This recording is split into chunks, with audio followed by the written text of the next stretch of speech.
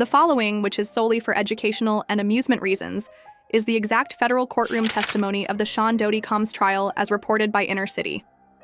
Before we begin, viewer discretion is strongly encouraged. Nobody in the media anticipated his appearance in court. They had already heard from Cassie Will Smith and others. But when Ice Cube entered the courtroom, everything changed for a man who had established his reputation by never giving up, stood directly in front of the system, which he had previously attempted to navigate and now walks right through. The Cube wasn't there for attention or publicity, but rather to testify, and the documents and voice he brought with him.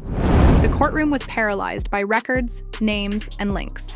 It was no longer simply about Dottie. Rather, it was about a subterranean system of exploitation, control, and manipulation, supported by the same people we've been. Ice Cube was the witness in the stories about Jamie Foxx, Oprah Winfrey, Quincy Jones, and others that were told to worship. The cameras outside the courthouse buzzed, but it was meant to be just another procedural day. The walls were silently collapsing around them while reporters rushed through papers and Diddy's legal team straightened their ties. But then the doors opened and an Ice Cube entered without an entourage or press release. The whispering began as soon as the Cube, with the manila folder with his eyes locked front, walked through the room like a man who had been waiting years for this moment. Some jurors sat up straight, and the judge even leaned back in his chair as if Diddy didn't even look up at first. But when he did, the color left his face. I wasn't called Cube, so I asked to speak, and the judge nodded. There was something steady about his voice. His first statement, "Some of you didn't realize I'm not part of the club, and that's what," sounded heavy and unrehearsed, like testimony that had been seething beneath the surface of hip-hop for 30 years, irritated them. The courtroom became silent. Cube didn't talk as an actor or rapper, but rather as a man who had made it through the system and seen others go through it, and at last chose to tear off the cover for everything. He started with the club, which no one knows the name of, but everyone knows the insiders and gatekeepers who smile on camera and run everything behind the scenes. They don't want you there. He looked at Dottie, who was now clearly disturbed, and that's when they started the rumors, the canceled meeting, and the awful things. "They like you," Cube continued, "and they want you in so they can control you." The courtroom hung on every word Cube said. I've seen it happen over and over. Good individuals, real artists, were brought in to give a taste of the kingdom, and then they were told to kneel. Press the bogus controversy, the calls you don't even hear. And he made it plain that he wasn't just in the club. He was running it. He hesitated, and the judge asked if he needed a break ice. "They want you to sign the paper, and if you don't, they'll make sure you don't work again." "You want to know why I'm here?" Cube said the jury, shaking his head.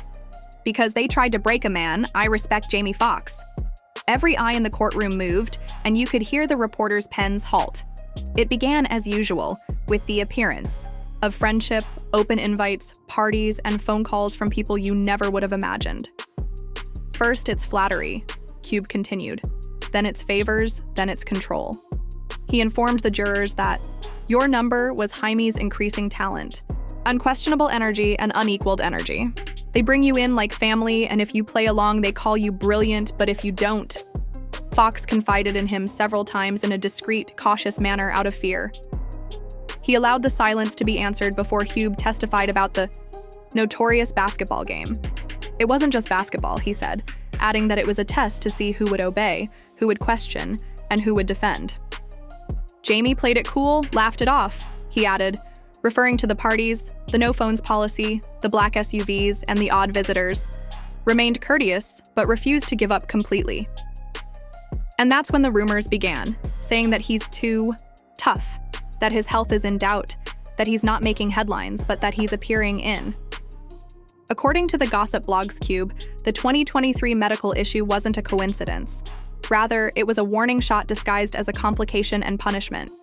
He claimed that instead of only throwing parties, Dottie's Circle also installed archives and cameras, footage of instances you were unaware were being captured, and after they obtained it, they retained it and used it. Cube told the jury that, although he didn't elaborate, James had once called him following a tragic incident, saying that Fox was shaken, declared, "Cube, I can't talk about it, but I can't unsee it either." If the courtroom wasn't already in disbelief, they were now, as the next name Cub stated was Oprah. it wasn't just fluff. There are layers to this. He said that at the height of Jamie's success, immediately following Ray and before the Oscar hype, she had a quiet phone call from Oprah who stated, "You're blowing it."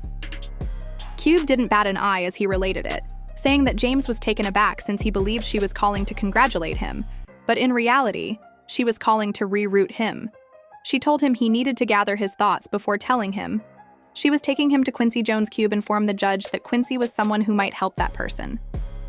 He added that everyone in Hollywood already knew who Quincy was, and that Quincy has long been a shadow figure who is lauded on the outside but fearful behind the scenes. She took Jimmy to Quincy's house as if it were an intervention. Cube, but he told the jury that it wasn't healing, but rather subjugation. Jimmy called it the craziest night of his life, saying it felt like he was being prepared as though he wasn't receiving assistance. Instead, he was being trained. Cube made it apparent that James would never fully describe what transpired at Quincy's house that evening, but the expression in his eyes when he attempted Cube came in closer after saying, "That was enough." Oprah called it duty, Quincy called it legacy, but in reality, they were giving him a leash. When we first met, James began to change, not because he wanted to, but because he had to. He told me, "Cube, the only way to stay alive in this game is to pretend." And I watched that man pretend for years. The courtroom didn't move, not even a breath. Cube, as he introduced the next name, Quincy Jones. He spoke calmly.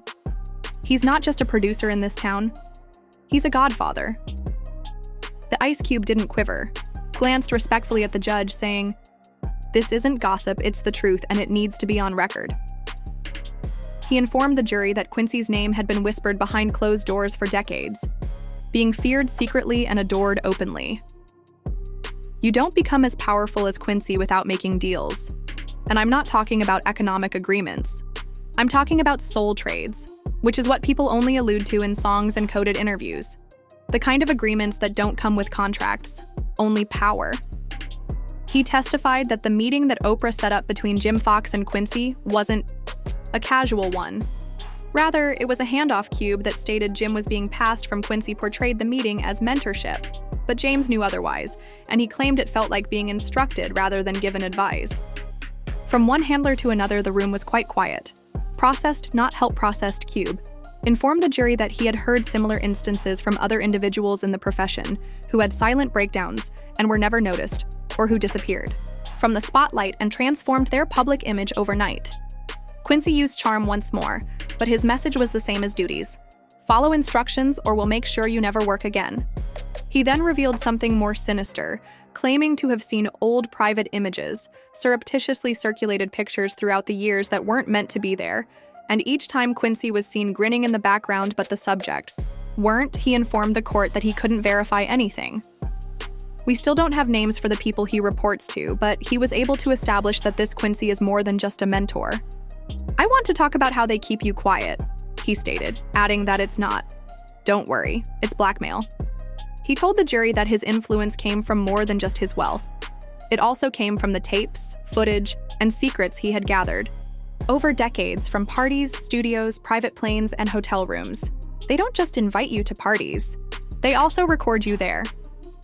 You may look at the prosecution to find out how many people have remained silent throughout the years, and inquire how many people have a flash drive in their possession. How many people received a call from a blocked number playing audio of them doing something they can't recall? How many careers vanished after they replied that Jamie Foxx wasn't the only one, he said, using the letter without a return address. He was aware of at least 2 other performers who had been compromised at one of Dodd's notorious events. One of them, Cube, claimed to have panicked and woke up in a hotel with a contract on the Cube explained that once they had you weren't free. You were theirs. That's why so many people smile through it, post pictures, laugh in interviews, and do red. He also had photos on his phone that weren't there. Carpets act as if nothing is wrong because if they don't, the archive will be released.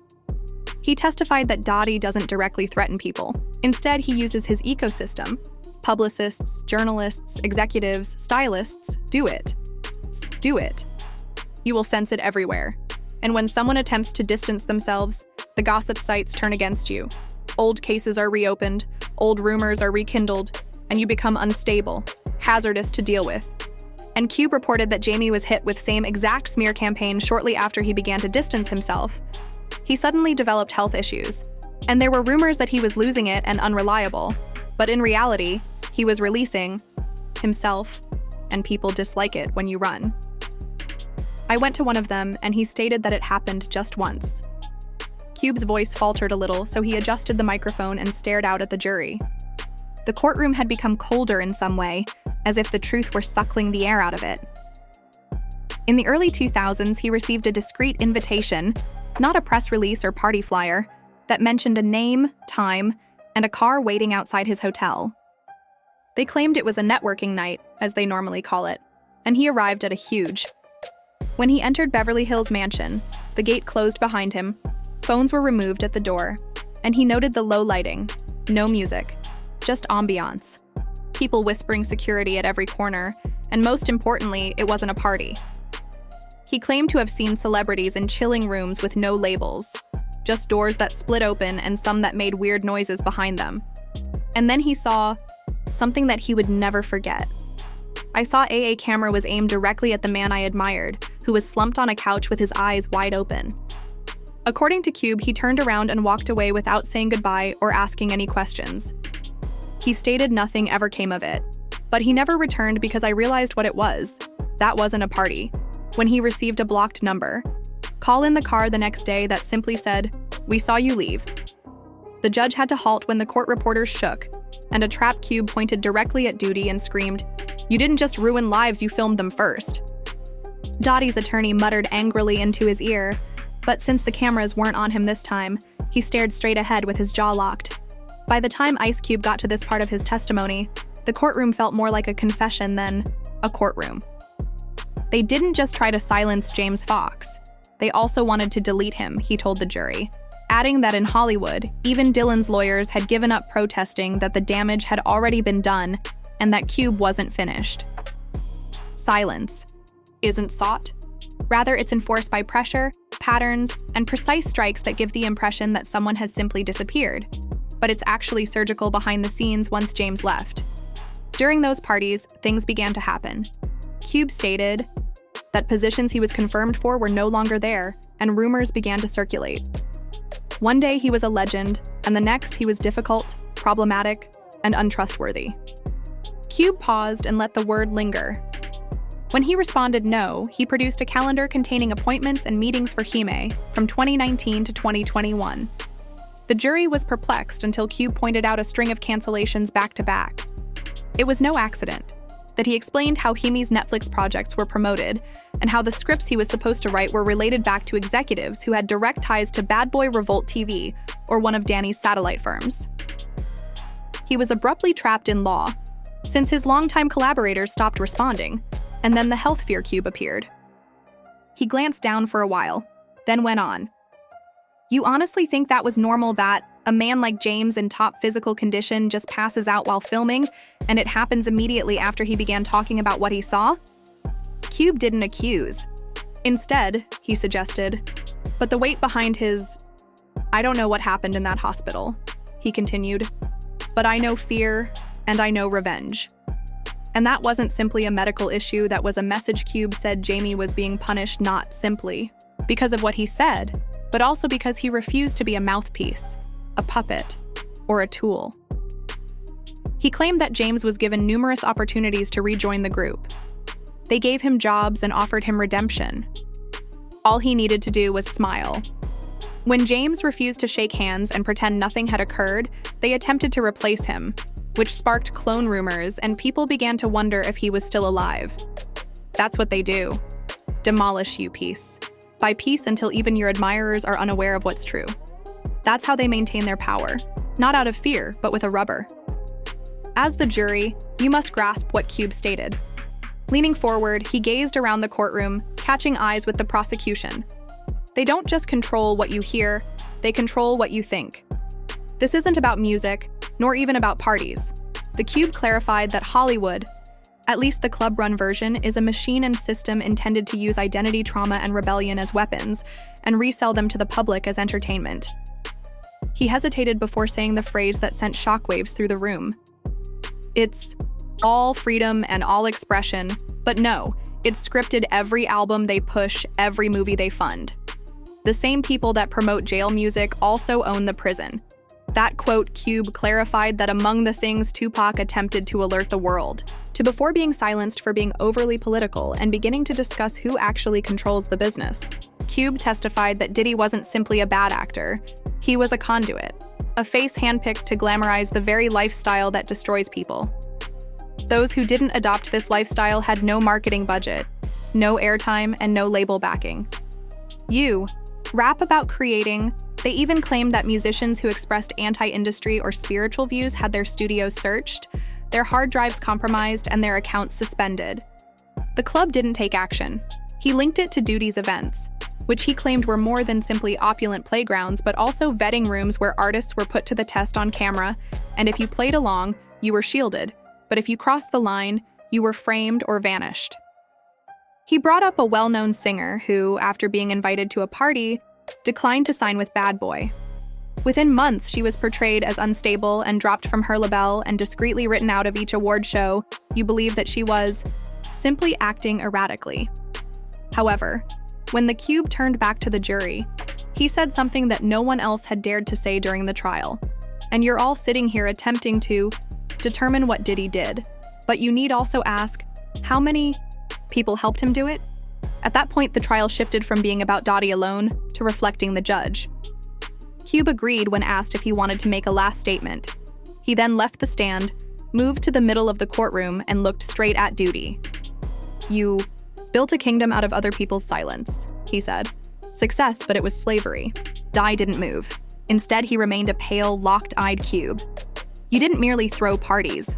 Instead, you built emotional and psychological prisons and occupied them with people who believed they were being celebrated, but were actually being photographed. He turned to face the gallery, the artists observing, the children aspiring to be musicians or filmmakers, and asked himself, who's at the door of that dream, holding the key? He took a breath and said, what do they expect from you before they'll let you in? I remained silent for a while since I felt that it would keep me safe. But you know what? He turned back. He opened the folder he brought in and took out a picture of me in 1991, bright-eyed, thinking that I could change the game and create art without losing my soul. He held up the picture to the jury saying, it makes you a collaborator. Snapshot, then gradually tore it in half, destroying the representation of me that survived. However, the one who arrived here today, he's no longer scared of any of you. Here turned to the stand where the folder and turned to face the judge. I'm not sure how you'll handle all of this. However, now that you are all aware, he faced one final time, Diddy, and you thought no one would mention that you have everything locked, but the doors are now open. He descended and passed the gallery, avoided looking at the journalists. The jury, and before leaving, he said, turning his head slightly, they didn't murder James. They didn't murder me. They simply increased our volume. And with that, what he left behind as he exited the courtroom behind would reverberate indefinitely.